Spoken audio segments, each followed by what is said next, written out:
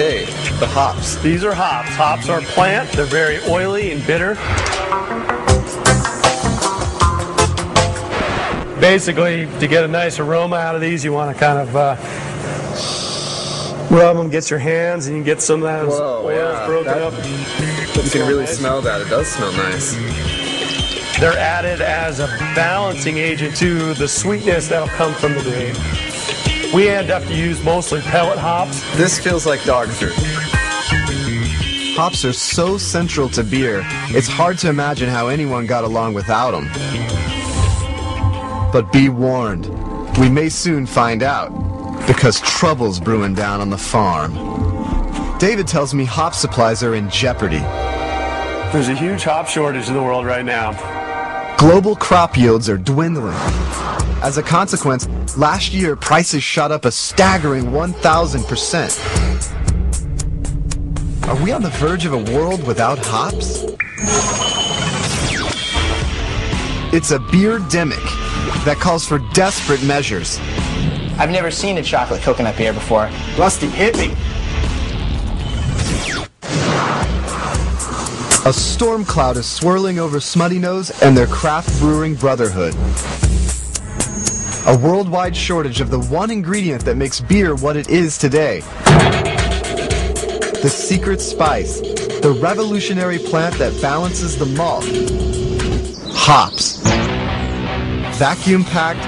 Like a big brick. Yeah. Pelletized. You need the blade? Yeah. Nice.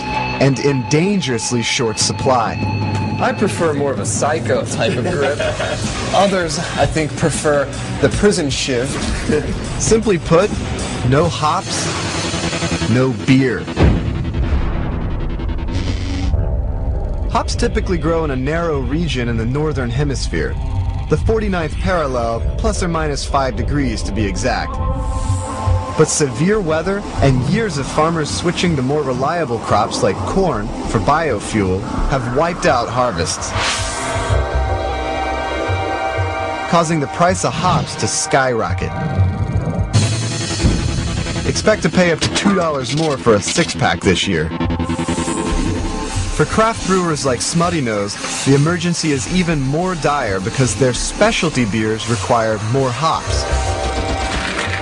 What type of beer is this going into? We're making a double IPA, an Imperial IPA called Big A IPA. All right, so that's pretty hoppy, right? Yep, absolutely. Okay. That's a beer that requires even more hops than a standard IPA brew. Hops that are becoming scarcer and more expensive. People are paying whatever just to have hops right now. Wow. It's crazy. The integrity of the recipe is everything. So to get that double IPA onto the shelves, Smutty Nose needs a radical rethink to the way they get their hops. Fear not. A scientific savior may be riding to the rescue. In Pittsburgh, this is Space Farm Enterprises, a 2-month-old startup company with a bold vision. Meet Nick, Jason, Steve, and Heath. These Fantastic Four are forging ahead to save the beer world with hydroponics. Hydroponics is using water and nutrients to grow plants, taking out the soil. Instead of soil, these hops grow in clay pellets, where they're sprayed with nutrients. Well, I guess you could say it's an idea that no one's really thought of. We're trying to produce a better hop, something maybe grow it a little bit more efficiently, not have to spray pesticides on it. Hydroponic hops have another advantage, because even if new fields can be planted this season, the hop takes 2 to 4 years to sprout the cones used in beer. But that's not an issue here, thanks to cloning. No, not that kind of cloning. This is a fully rooted and cloned plant. The hops are cloned by clipping a piece of the vine off, then sticking it in a cube where a nutrient solution stimulates root growth. You know, we call it Space Farm for numerous reasons, and one of them is, you know, someday they're going to need beer on the moon. If they keep working round the clock, and if their $500,000 hydro experiment works, they'll harvest their first hops in 4 months. I mean, we have big dreams for the place. We see hydro hops all over the country. The hops market won't know what happened when we're done.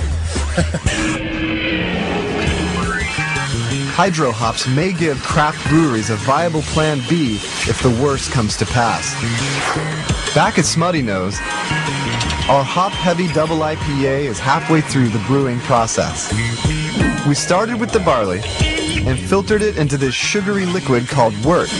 It's all been transferred to a massive kettle, heated up until it's ready for our key ingredient. Now I'm pouring in the hops for the Big A.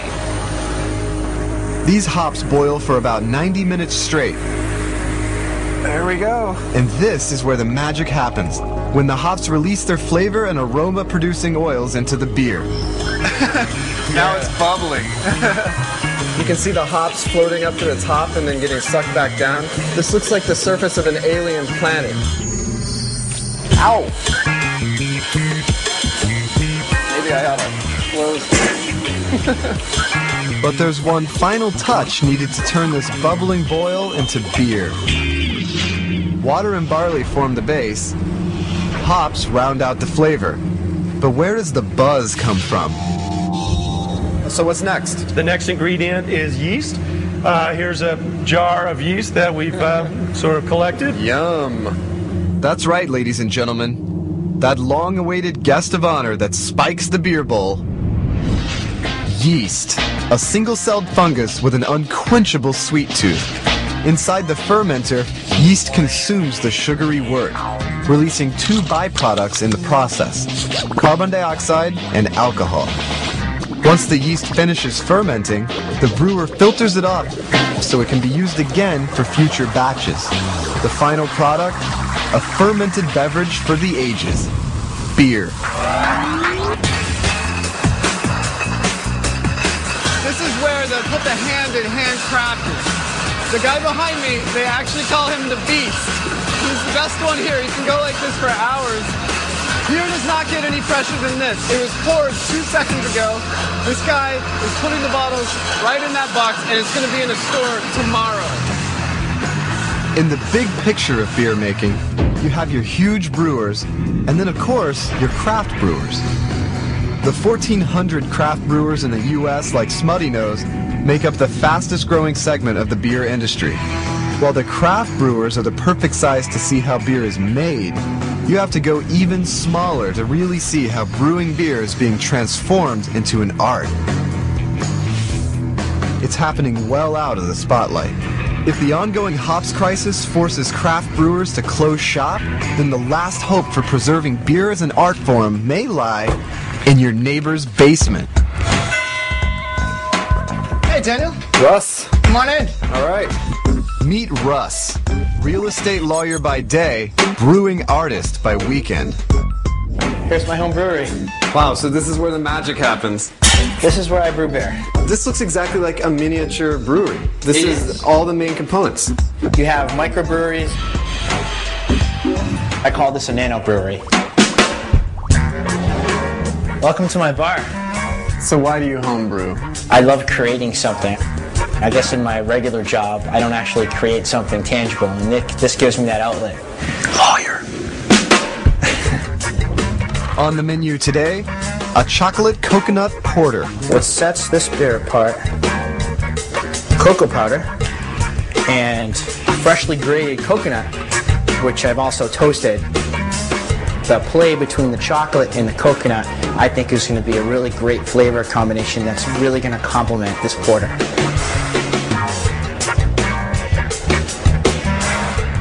Rusty, hit me. I've never seen a chocolate coconut beer before, and one of the beauties about homebrewing is that we can make different flavors that you can't really find on the open market. So if I want to taste something like this, I have to make it myself. All right. Cheers. Cheers. That's a tasty homebrew. After drinking some suds with David, it's time to take on Goliath. I'm like a beer astronaut. One small step for man, one giant leap for beer kind.